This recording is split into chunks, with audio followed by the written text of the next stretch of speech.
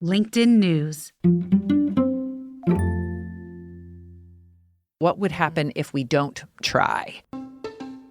Hey everyone, from LinkedIn News, I'm Leah Smart, and this is Everyday Better.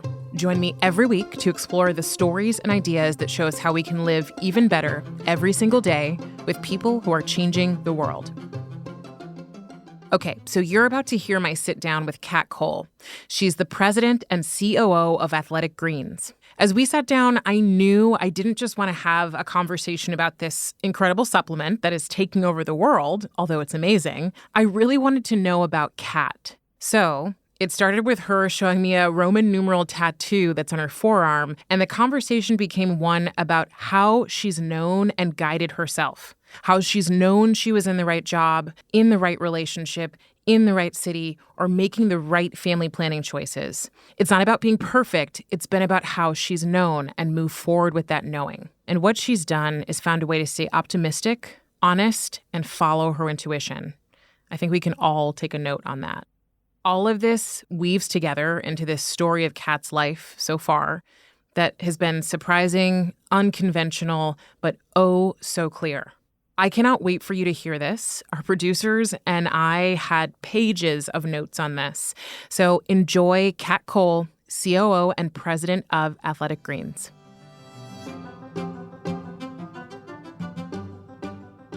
I saw your kids' names are Ocean and Arrow, and I want to know more about that. We were both recently out of long-term relationships. So he was out of an 8-9-year relationship. I was recently out of an 11-year relationship. He was married, I was not, and he was getting a divorce. And so newly single and ready to mingle.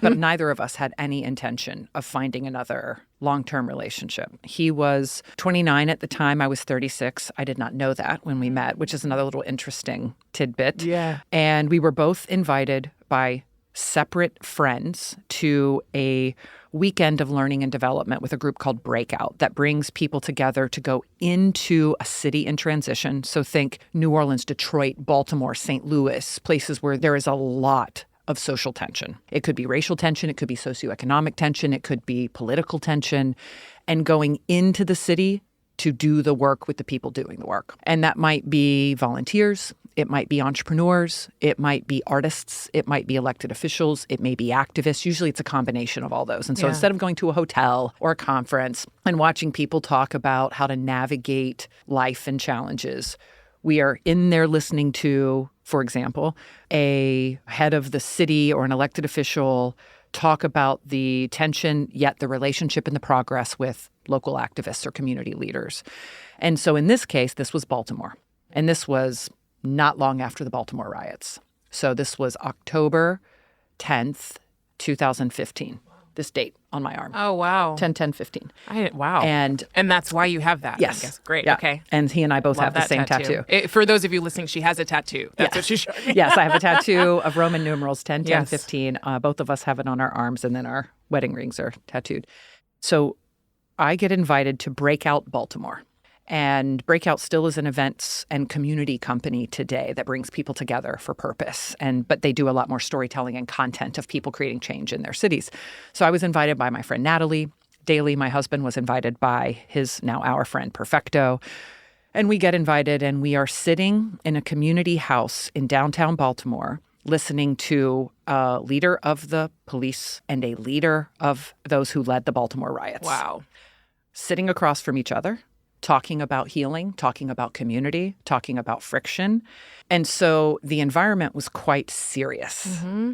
I had shown up late. I almost missed the event. He almost missed the event. It's like tragic to think about if that had occurred. And I look across the room while I'm listening intently, and I see this person. And I just remember thinking, I've definitely never met him, but I know him. He's familiar. Mm-hmm. And then I was like, does he look like a celebrity? Is there something going on in my mind that's making him feel familiar? And it became distracting, where I felt it in my head, in my heart, in my stomach. It was this wild, energetic thing. And the talks finish. The group stands up and we all exit to go to the rest of the day's events. And I get introduced to the people who've got there before me very quickly. He will tell the story. He didn't really think anything of me. We got introduced. Hi, how are you? But I felt this crazy energy.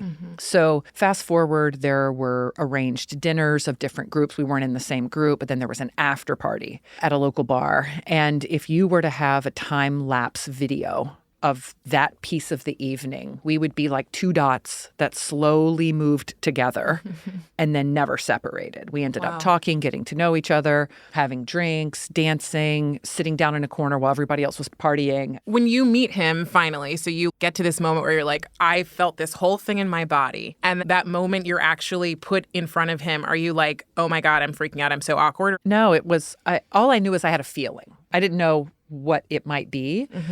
And so then it was just a flirtation, right? It was just us getting to know each other, very innocent. But on the way out, which there was an after party, he held my hand. Once we got in the bus to go to the after party, he kissed me. And once we arrived at the after party, we told the bus driver to take us back to the hotel. And the rest, as they say, is history. And we literally had a one-night stand. The next morning, I find out that he's 7 years younger than me. I had a minute where that was a big deal and then decided it wasn't. Yeah. And within days, we were texting and messaging each other like school kids, making playlists, and it was wild. And then 2 weeks later, we proposed to each other. Whoa. Yeah. And then he left 2 months later to row across the Atlantic Ocean in a rowboat. As one does. As one does. And so we got closer through that experience, not farther apart. When he came back, he lived in New York at the time, and I was commuting between Atlanta and New York at the time. We got our rings tattooed in New York. So that's really when we commemorated it, when he got back from the row. And then we got married at Burning Man. Nice. And then had our kids, couple miscarriages in between, the journey, the path. And it's been since 10/10/50. And so, okay, there's so many parts of this story I want to unpack. Okay, so you meet, you're like, I have this sense and feeling. There's been an interesting conversation I've been having with people about, like, how do you know? So I'm 35, and most of my friends are in our mid, early, late 30s. Many of us living in New York City are single. Some are not. Yep. Some are in and out of stuff. And I think what's been happening, and the people I'm surrounded with are really amazing, powerful women. They're women who are doing cool work in the world, who are confident, who are ambitious. I say that to frame up the same way I felt before I met my boyfriend of a year is I loved my life. I was in love with my life. Totally. I was totally happy. And I was also like, it would be great to meet someone, but I won't disintegrate if I don't. I'll figure it out. Totally. Was that where you were? It feels like it was so unexpected. Yeah. Not only unexpected, but he and I would come to realize we both had a great deal of conviction that we did not want another long-term relationship that fast. Wow. We had just gotten out of long-term, monogamous, committed relationships at very young ages. Through my late 20s and my early 30s, I was in this long-term relationship, and he wasn't even in his 30s yet. And he had been in a 8-9-year relationship that ended up ending in a marriage that ended up ending. We still had a lot of life ahead of us. I thought I was going to have a lover on every continent. I was traveling around the world. I had business globally. This was the plan. I had the plan to have a man in every wonderful place around the world in all the most beautiful ways. I believed at some point I might become a parent, but I was not overly connected to how that would come to be. It could be my own. I may adopt. I didn't grow up in a traditional family, so I didn't have any constructs or pressure around how that needed to occur. I just had this belief I would be a mother of some kind. But that was it. So I was in my most flexible, most open, least desiring and requiring of a partner season of my life. And he was as well. That made it all the more interesting that this turned into this connection and chemistry. And to your point of how do you know, it's so annoying when someone says, when you know, you know. Yeah. You're like, that's not helpful. Correct. Right. So I'll share some of the signs that other people reflected to me that caused them to say, this is different. You are different. Something about this feels next level than how you've been before. So for me, the way it played out, so at this time, I was president of Focus Brands. I was running a multi-billion-dollar company, and I had been in that company for quite some time. And so my leaders, my team knew me. They knew how I walked through the world. They knew how I integrated or didn't my personal and professional lives. And so after I met daily in those few weeks, I would step out of meetings to take a call. I would leave early for me to hop on a call with him. I would say, no, I'm not going to go take that trip because I'm going to New York to go see him. Their observation was that my behavior had clearly shifted to prioritizing my personal life. I was in a long-term relationship before, but they never had that observation. Wow. Then. And they got to see both, right. you in both places. Yeah. Wow. They heard me bringing it up in casual conversation, mentioning his name. And their mirroring to me was, we have no judgment or opinion about your previous relationship. We're just saying this is different. This is different. And I could feel it. It wasn't even a debate. It wasn't even a question. Then fast forward when he was rowing across the Atlantic. I had just met him. We'd been in a relationship for only a few months, although we had proposed to each other 2 weeks in and believed we were making this commitment. So I was president of Focus Brands, and I remember going to the CEO in advance of our January board meeting. And he had just departed from La Gomera, Spain, rowing southwest down to Antigua. And I went to him and said, I have a special ring on my phone for daily. I have no idea when he's going to call. I can't predict it, but I am keeping my ringer on in the board meeting. And if he calls, I will step out immediately. I was doing an interview on a national television show, and I said the same thing to the producers, live, a live morning news hit. Wow. I have to keep my phone on, and if this phone rings, I will step out. For me, it was those moments of clarity, of sequence, of prioritization, of what matters that were just a very different feeling than before. And I've felt it again since with my children. So there's these few things where they were just moments. It didn't mean I wanted to quit my job and follow the guy around everywhere. But these moments of if he is in need, I am his person, he is my person, that is not more important than sitting through every word of this board meeting. And even the CEO, he said, wow, this guy must be really special. It was just interesting. So those were a few of my little tells. What I'm hearing you say is the things that were really important to you became not important, but it shuffled your life around and you didn't feel a sense of, I'm not aligned anymore. And there was no struggle. There was not hesitation of, oh, should I take his call or the board meeting? It was like, of course, I just want everybody to know that this is important and this is happening. And that was the other piece. It was effortless. There wasn't a lot of internal conflict of how to fit things in. When it comes to relationships or purpose or success, in the relationship category, I think we celebrate the meeting story, but we don't want to hear as much of what happens after. So I'm curious about what happens after this whole thing you've proposed. Is it just perfect after that? No. And in fact, the other thing that accelerated the cementing of our relationship was a lot of tough stuff happened fast. That often, actually, in most normal relationships, happens over an extended period of time where you then get to see each other's stripes, see how you show up for each other, see what you need in a partner in the tough moments. And there were so many things in the first 2 years, but in particular the first year, moments that caused us to need to show up for each other. One, obviously, my husband rowing across the Atlantic. That is a transformative experience. It is very lonely. I ended up being ground support for he and his rowing partner. Wow. It was a race. And so every 3 hours, without exception, for the 45 days it took him to row. Whether I was sleeping, I would wake up. If I was working, I would take a break. I would check the updated data from his row and populate a spreadsheet, format it into HTML, and send them a text to let them know their coordinates, the wind, the sun, the weather, and the current direction to help them every 3 hours. 3 hours. This would eventually prepare days. Me for breastfeeding. Every 3 hours. That was another way I knew. I love my sleep. I don't wake up for anybody. Yeah, I'm the same. But I did for him without question, without being asked. I offered.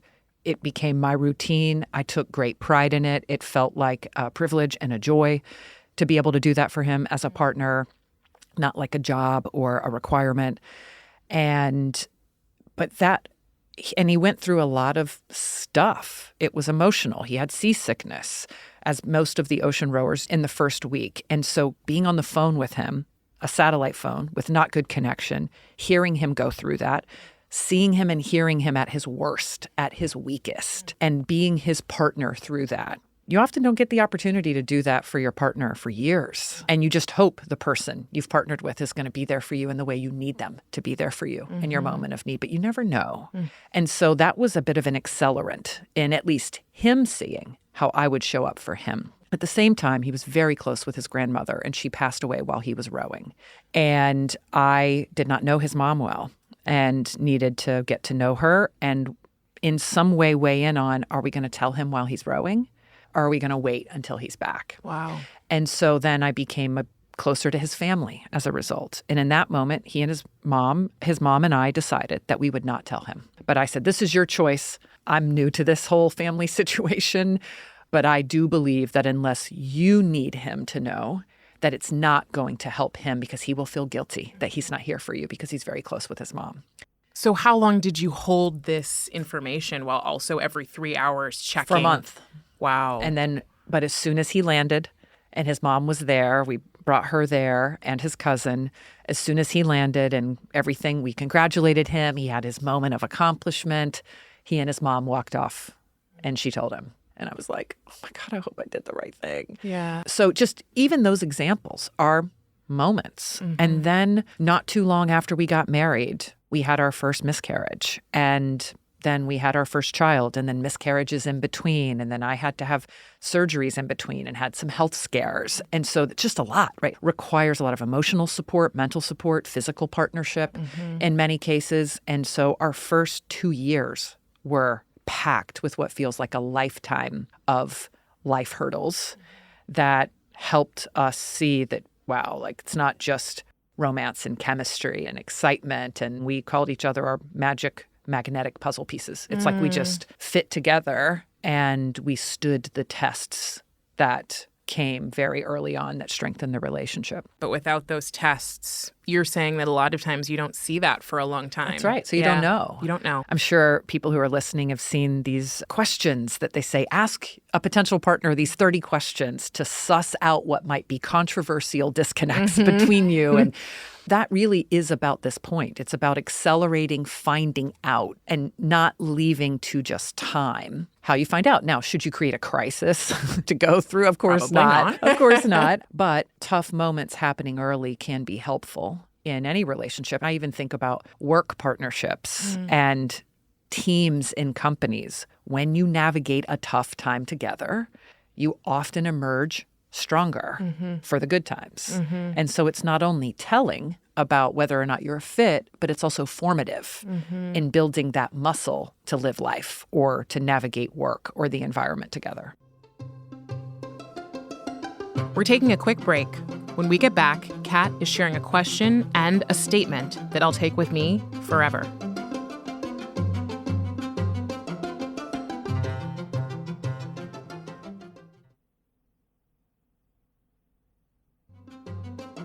And we're back with Kat Cole, President and COO of Athletic Greens.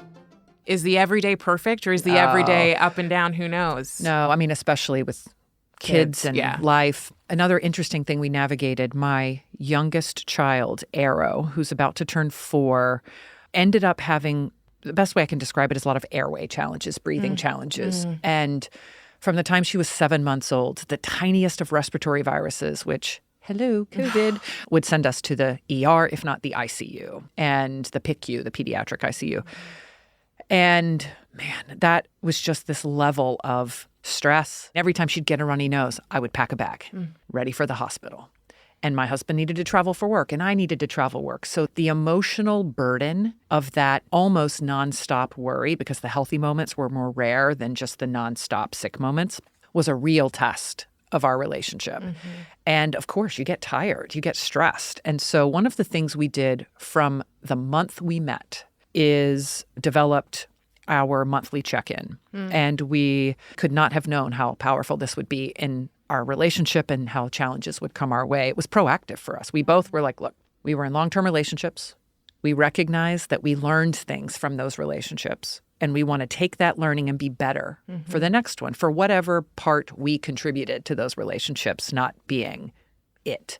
And how do you do that? You be intentional. What areas of our life where we're intentional? business, Our work, leadership, our yeah. work.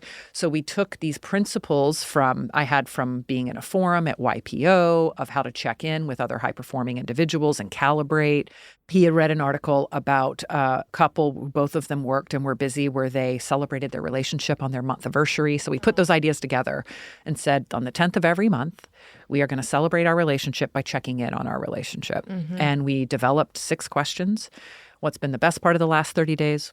What's been the worst part of the last 30 days? What's one thing I can do differently to be a better partner for you?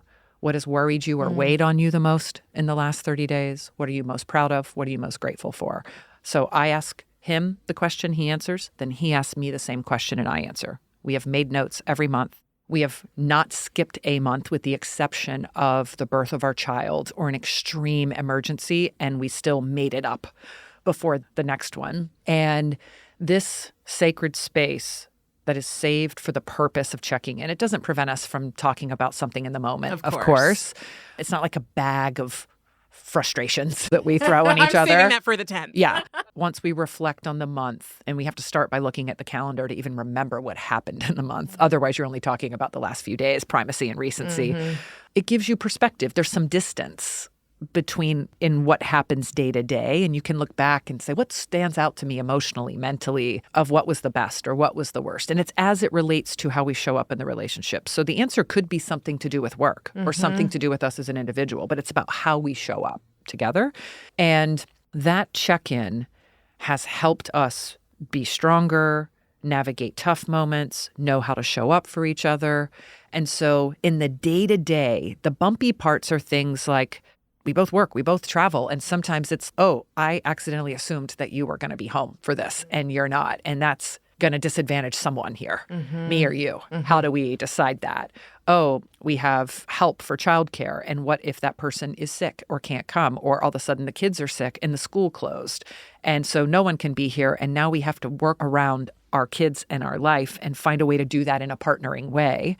And sometimes it doesn't work out. Sometimes his board meeting is scheduled exactly over my board meeting. And so who's going to take which kid and how so it's that, right? It's just it's the logistics coordination. And then it is life stuff. So health, home, friends, community, and making sure we are able to be on a journey as individuals, not just as a couple, but that we are on a journey as a couple. And the check-in really helps with that. So there's day-to-day stuff. We commit to not let anything, like no immaturity, no silent treatment, no overreacting and not assuming positive intent. Then what we learn from our check-ins and our own journey becomes cumulative knowledge over time that helps us navigate the mini moments with more grace, with more support, with more partnership. And then if there's still something that lingers, we can talk about it in more depth when it's not in the heat of the moment with some perspective. I love those questions. As a coach, as someone who works with people, typically I end up working with people it starts with career, and then I try to help them see that it's everywhere. Whatever your challenge is probably not just one place. It's a lot of other places. I'm also going to steal those questions because I'm like, I love that idea. You know, in my relationship, we used to always say to each other, no notes. Like at the end of our dates or the end of our times together, we were like, I don't have any notes. And that's how I knew in the moment that this person was the right person for me to take the next step with. Then you move into a different phase, which is a phase that's more about the hard, the tough, right? Yeah. So tough things, the growing with each other, the challenges that each of us have personally. We are both similar to you. We work a lot. Our work should be at the top of our priority list. We should have our relationship. We should have our work, but it shouldn't slip all the way down. It should be up there. So how do we respect each other's work and the fact that he's an entrepreneur, he's built something, I'm an intrapreneur, I've built something. How do we respect what we've built while also building something together? Yeah. Yeah. What comes to mind for me is I remember Delia and I chatting where we said, if this is worth protecting because it feels special, and if it is human nature to put in the work once you feel you're losing something or once it's left or gone, then how do we bring that knowledge forward, but now do it proactively? And this has also required us just checking in on our values over time. When we first met and proposed to each other, I remember having the conversation about kids. He was 29. So much younger. Yes. And I'm 36. And you're so different between 29 and 36. So different. Yeah. There's the age element and therefore life stage element. And so I remember us sitting on a couch. This was in our first month. And he said, "How do you feel about children?" He asked. And I said, "I've always believed I'll be a mother. I feel very motherly of the world. And I believe I'll be a parent in some way. I do believe it will happen." And I said, "How about you?" And he said, "Typically, I've been in the not a fan of having kids camp." And he said, "But I'm open." And so we were both, it wasn't a critical question at the time, but an important calibration. Mm-hmm. And he facilitated it. He was an old soul from the time I met him to be a 29-year-old and being so thoughtful. And it was very impressive to me and attractive to me. And so we didn't really talk about it again until after we were married. And until we got pregnant unexpectedly and until we had miscarriages. Then the idea of it being removed from us potentially as an option. What if we can't have kids? What if this isn't going to work? Is it age? Is it biology? Is it just Mother Nature doing its thing? And this is just going to take tries and times. And all of a sudden we switched from, hey, if it happens, we're open, to we want this to happen and we're trying. And then after we had my first daughter, I was 39 when I had my son, and then I was 41 when I had Arrow, and multiple miscarriages in between the two. And that got a little scary because it's not the end of the world. We're so lucky to even have one, but I would love for Ocean to have a sibling. And that was a different feeling because now I'm 40 and we're trying. And again, lots of people having kids way older than 40. It's becoming much more normal. But we got intense around we want to build a family and we want to have multiple children. And then after the second miscarriage in between the two, I got pregnant with Arrow, and thank goodness it worked out. Here she is. Here she is. How did you name them? So Ocean was named after, because my husband rowed across the Atlantic Ocean and I grew up on the ocean and the water was important to us. And we started exploring different words in different languages that meant water, that meant the ocean. And then we just started saying ocean. And as I heard myself say it, I just remember saying to Daly, I think it's just ocean. And it just felt right. And then we went to Burning Man and there was a giant sign that said ocean. And then once I was pregnant and we had already named, we didn't know if it was a boy or girl, but we had named the baby Ocean, and regardless of gender. And we walked, and I was 6 months pregnant, and we were walking on a little city tour with my parents, and we walked around the side of a building, and I have this picture. There was a mural that had the word ocean 30 times in a row, a 3-story building. And I'm like, what? This was right after we told my mom that we were naming him Ocean. And she's like, couldn't you come up with a normal name? And we walk around the corner. I was like, Mom, look at this. Look at this sign from the universe. Pretty wild. And then Arrow, there was something about the way she felt in the womb that felt very grounded and direct. And so we just used that feeling and said, we want something that is still of the earth, that feels very natural or tribal or familial and powerful and grounded. And so those words led us to Arrow. And we didn't even bother ourselves with the exercise of find a cool language. So it's a cool word and something different. We're like, it's just Arrow. It just felt right. I'm going to make the assumption you've said Burning Man, you have a tattoo. We've talked about the namings. Like you'd consider yourself someone who is spiritual or deeply spiritual. Yeah. Talk to me about that. And like, we haven't even talked about Athletic Greens yet, but I know that all of this comes together and what you're doing here on this earth.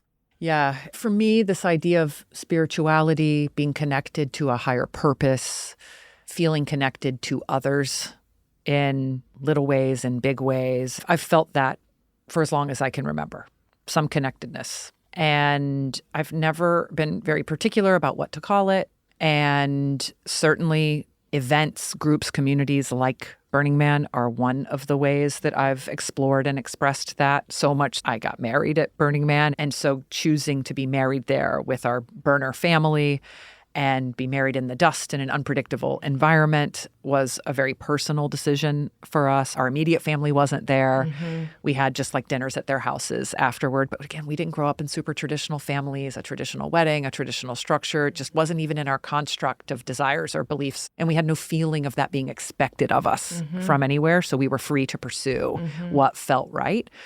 It's felt a little bit like a life journey. Just do what feels right be there for other people, and be thoughtful about the how the impact I have on the earth, the taste I leave in someone else's mouth after, in their brain and their mind and their heart after interacting with them. Like, how do they feel? How do people feel as a result of being around me, my family, us, and caring about how they feel?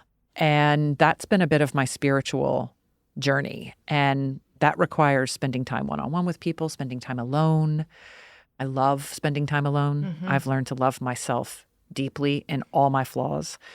And that is such a gift and has allowed me to have what others think is courage or comfortable with risky decisions, or it looks like I've made all these big leaps. And wow, you proposed to your husband 2 weeks in, and you got married at Burning Man, and you left to start opening franchises when you were 19. That looks like I'm some pro-risk person, but I actually feel that all the risk of these new experiences is quite low because of my connectedness to myself and to other people.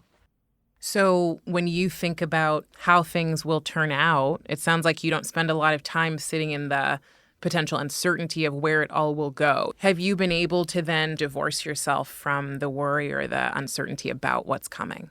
Maybe not divorce myself because it's our human preservation muscle, but what comes to my mind first with more force when being at a moment of decision or a fork in the road or an opportunity is, one, what does it look like if it goes well? What's that magic potential? Because that really keeps everything in perspective. What could go wrong is obvious. I don't even need to give that any oxygen. There's a long list. Like that is, there's a long line of those little guys and they're knocking at my brain door. Right. And I'm keeping the door closed because I need to, it's there. And I need to open it and I need to take a peek in. Be aware. Be aware. That's right. Peripheral vision.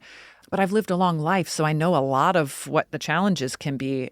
So first I give the oxygen and the energy to, could this be as magic as it seems like? Could this be amazing? And then second, I think, how will I feel if I don't give it the effort? What would happen if we don't try? And might that be a really sad consideration? And that was definitely my thought with my husband. It was absolutely my thought with Athletic Greens. And what if I don't? What if it's someone else? And when I considered that, would I want someone else to be with my husband? Would I want someone else instead of me? Hell no. Definitely no.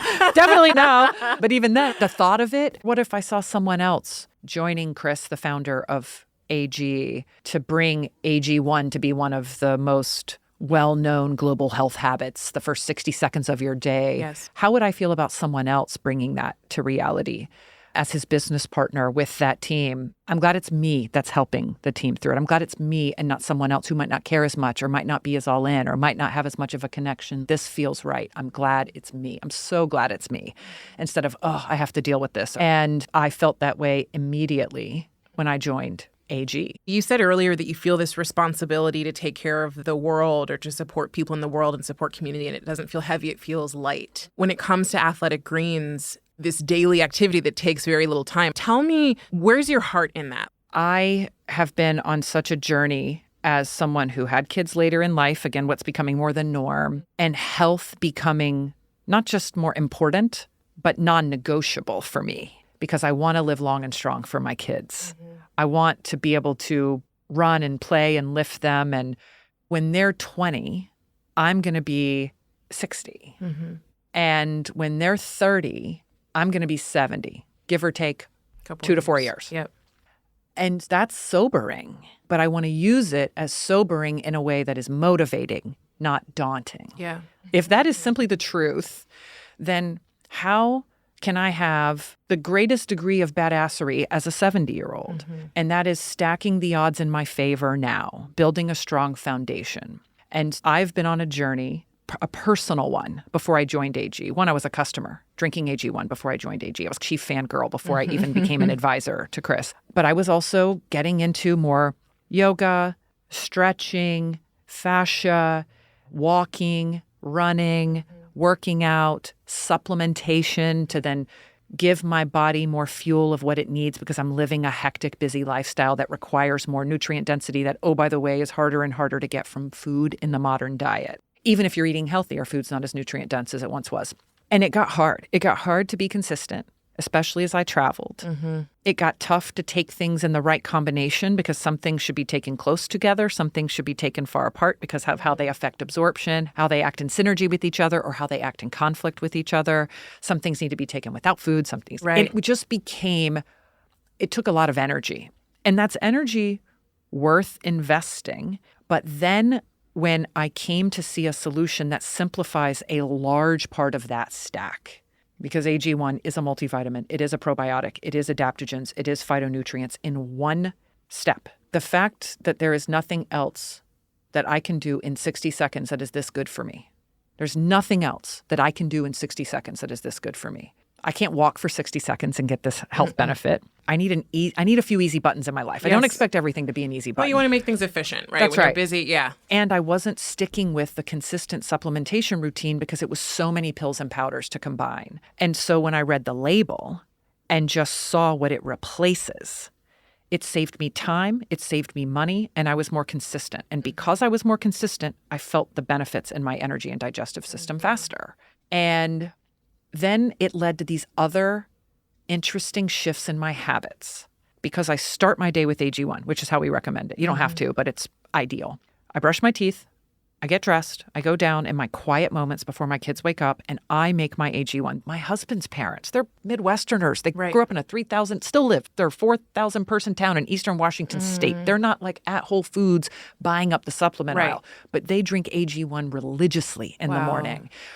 And one of the fastest growing customer groups for us is people like my mom. This is really exciting to think about how I am helping myself, my kids, my family, and other people like us who want a simple, trusted, convenient, effective step to layer onto a healthy diet, not to replace it, as a way to build what I would consider a growing area of interest, foundational nutrition. Yes. This is my now life's mission. This is my work. This is how I will mother the world. Imagine if we just talked about Athletic Greens this entire time. I know we could have gotten here, but I don't think we would have gotten as deep as we got. Yeah. So I love that you said this is how you'll mother, and I really felt that. And then it connects me back to the idea that you said other people went, well, it's not as big. I immediately was like, this is bigger. Totally. Okay, I'm going to have you complete these 3 statements for me. Okay. Better humans are humble, curious, courageous, and confident. Better work is human-centered. And a better world has love. Thank you so much, Kat. Thank This was you. awesome. Yeah, it's awesome. I hope Do you it come again. back. I'd love that. That was the story of Kat Cole so far. I am feeling so energized by this conversation, and I'm going to leave you with the question and the statement that I think will change your life. And I have a feeling if I use these 2, they're going to change mine. The first is, how magic can it be? So as someone who easily can go to catastrophe and worst case scenario and planning around that, but still considers herself a positive person, this one was super grounding. It almost brought tears to my eyes because I was like, wow, this is the question that can support balancing out all the worst case scenarios that we all can come up with when we're looking at making a decision for ourselves.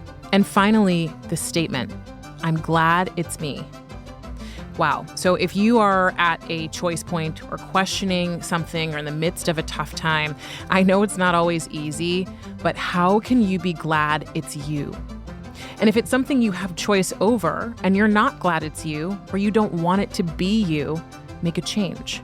But if you're just in a rut, do something to get yourself back to the intersection that Kat says she sits at: gratitude and pride for your life. Share this episode with someone you know who's in a big or small transition. I am sure they will benefit. And before you go, give us a rating. If you're feeling like it, take 15 seconds to write a 1-sentence review on your phone telling me why you like this episode or our show. Everyday Better is a production of LinkedIn News. The show is produced by Alexis Ramdow and Rafa Fariha. Special thanks to Zoe Kelsey for the introduction. Asaf Kidron makes sure we sound good in the studio. Joe DeGiorgi mixed our show. Enrique Montalvo is the executive producer of LinkedIn Editorial Productions. Dave Pond is head of news production. Courtney Coop is head of LinkedIn Original Audio and Video. Dan Roth is the editor-in-chief of LinkedIn. And I'm Leah Smart. Thanks for listening, and I'll see you next week.